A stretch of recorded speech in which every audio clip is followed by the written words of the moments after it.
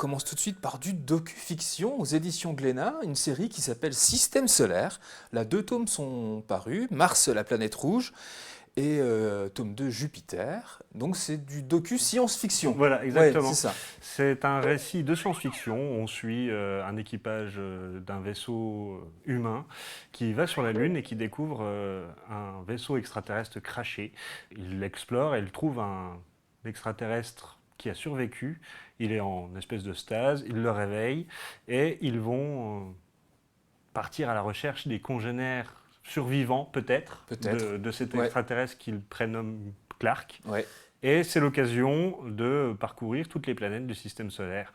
Et donc là arrive la partie documentaire, puisque toutes les informations données dans ces bandes dessinées sont vérifiées, corroborées par l'Observatoire de Paris. Donc il y a un vrai côté scientifique, vrai, réaliste, documentaire, et un côté science-fiction, avec de l'aventure. Parmi les membres de l'équipage, c'est un équipage international, il y a des tensions entre certains, d'autres des tensions amoureuses, on va dire ça comme ça. Et donc, et cet extraterrestre, sur qui plane toujours le doute, est-il vraiment aussi gentil qu'il n'en a l'air? Oui, c'est ça, parce qu'il le rencontre, il est tout gentil, et d'un coup, on part avec... Voilà. Ça démarre assez vite, ouais. mais...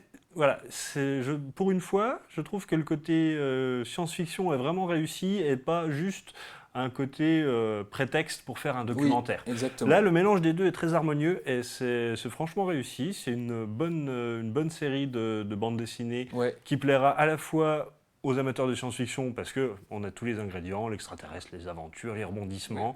Et c'est l'occasion d'apprendre quand même quelque chose de vrai, ce qui est plutôt sympathique. Ah mais sur toutes les planètes, c'est vraiment ça qui est intéressant. Là, sur le tome 1, on parle de Mars, la planète rouge, je ne l'ai pas dit, c'est de Bruno Le Signe et de Fabien Bedouel au dessin, pour le coup.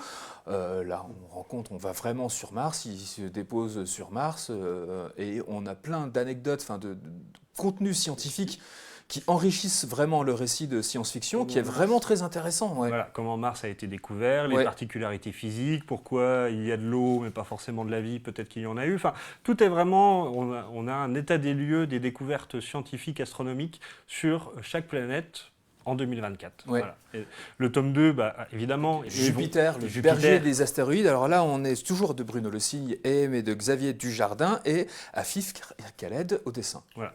Donc là, c'est une série concept, donc on va avoir un dessinateur différent à chaque tome. Peut-être que certains reviendront pour faire d'autres tomes, mais un peu plus lointains. Mais là, évidemment, ils ne vont pas pouvoir... atterrir. Non, parce que c'est une géante gazeuse. C'est une géante gazeuse. Donc on peut pas atterrir mais sur il y a Jupiter. quand même une petite scène de tension. Enfin voilà, c'est vraiment un mélange réussi, très bien fichu, avec un dessin réaliste qui passe partout, sans esbrouf, qui remplit son office.